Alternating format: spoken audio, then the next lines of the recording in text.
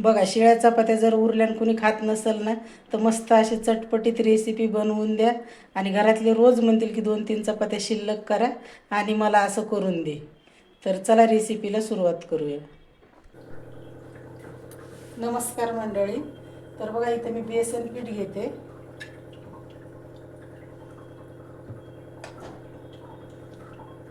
थोडं बेसन पीठ घेतलंय, लागेल तसं घ्यायचं. थोडासा तीळ टाकलेत, थोडी धण्याची पावडर, अर्धा चमचा आहे सगळं. थोडासा हिंग टाकते,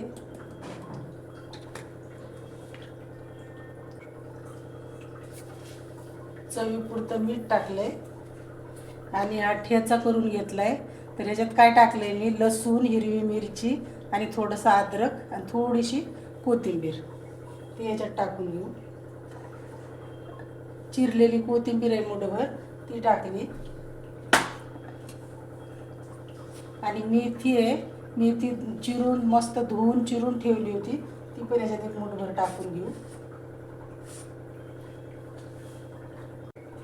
थोडासा ओवा आहे आणि 4-5 दाणे बडीशेपचे आहेत, ते पण ह्याच्यात टाकलेत. थोडीशी हळद टाकते, हळद एकदम थोडीच टाकायची. आणि थोडंसं लाल तिखट टाकले.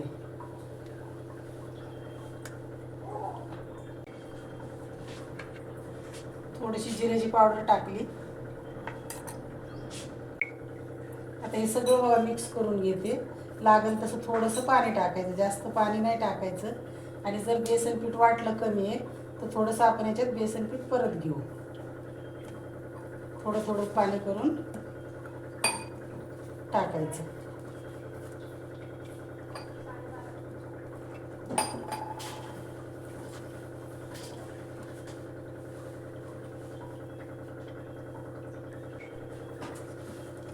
तर मस्त झालं आहे. आता हे एवढं असं ठेवलं आहे मी याला करून. आता आपण चपात्या कट करून घेऊ. तर हे झाकून साईडला ठेवून देते. तर बघा, ह्या 2 चपात्या आहेत रात्रीच्या. तर खायला नको म्हणतात, शिळ्या चपात्या उरल्या की कुणी खात नाही. मग म्हटल्याचं काहीतरी बनवावं नाश्त्यासाठी. तर ह्या चपात्या घेतल्यात, त्याला असं पहिले आधी थोडंसं हे कट करून घ्यायचं चारही बाजूने. हे असे चारही बाजूने मस्त त्याला एक चौकोन तयार करून घेऊ आपण आता. तर बघा, अशी कापून घेतली चपाती सगळी. 2 चपात्या होत्या. आता आपण याला हे बेसन पिठाचं जे केलं होतं ते लावून घेणार आहे.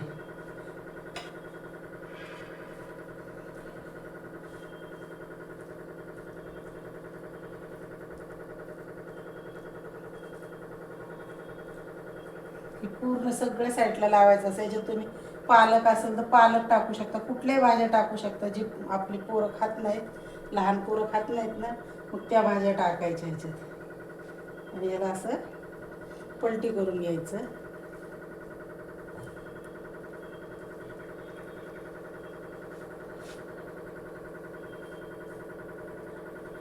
सगळ्या बाजूने असं लावून घ्यायचं याला छान. इकडे मी पाणी पण तापायला ठेवलंय.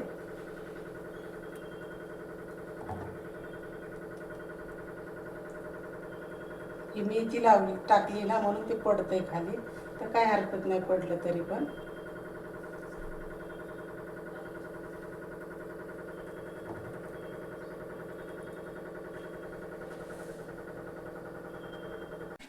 तर बघा, झालं, याला पण लावून घेतले. आता हे आपण उकडायला ठेवून देऊ.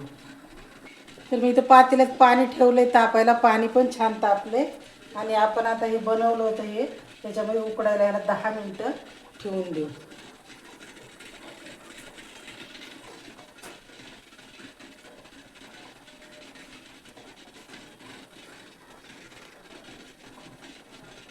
त्याच्यावर झाकण ठेवू आणि 10 मिनटं याला उकडून घेऊ.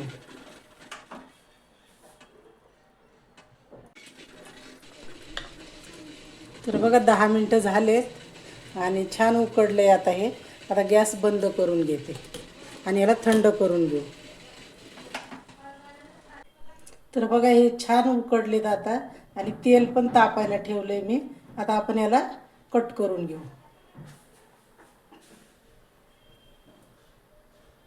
जेवढी साईज पाहिजे तेवढी साईज तुमच्या आवडीप्रमाणे कट करायची. आता बघा मी असे हे मोठे मोठेच ठेवणार आहे, या साईजचे ठेवणार आहे मी. आता हे सगळे कट करून घेते. तर बघा सगळं कट करून घेतलं. आता आपलं तेल पण तापले. आता त्याला तळून घेऊ. तेल तापलंय तर गॅस मी बारीक केलाय. आता हे बारीक गॅसवर ठेवायचं. ह्याला लगेच पलटी नाही करायचं. जेवढे बसतील तेवढे आता टाकून घेते याच्यात.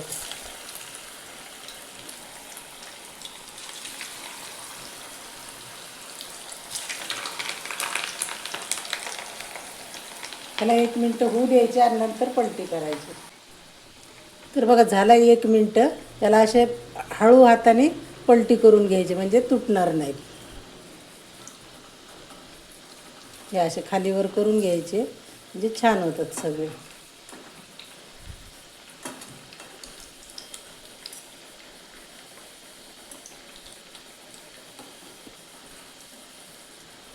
मुलं जे जे भाज्या खात नाहीत त्या भाज्या ह्याच्यात टाकल्या ना तर मुलांच्या पोटात पण जातात बघा.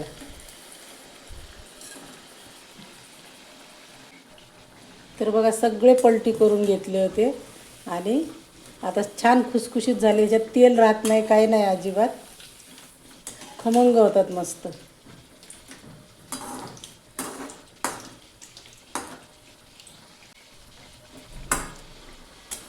झालेत बघा मस्त खरपूस भाजले, छान तळून घेतले. दादा याला प्लेटमध्ये आपण काढून घेऊ.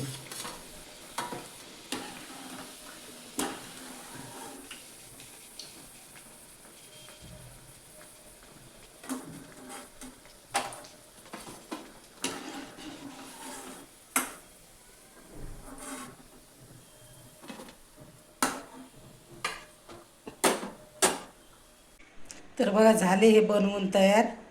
तर ही रेसिपी कशी वाटली नक्की कमेंट करून सांगा. आणि आवडल्यास लाईक शेअर सबस्क्राईब नक्की करा. आणि तुम्ही पण एकदा ट्राय करून बघा. धन्यवाद.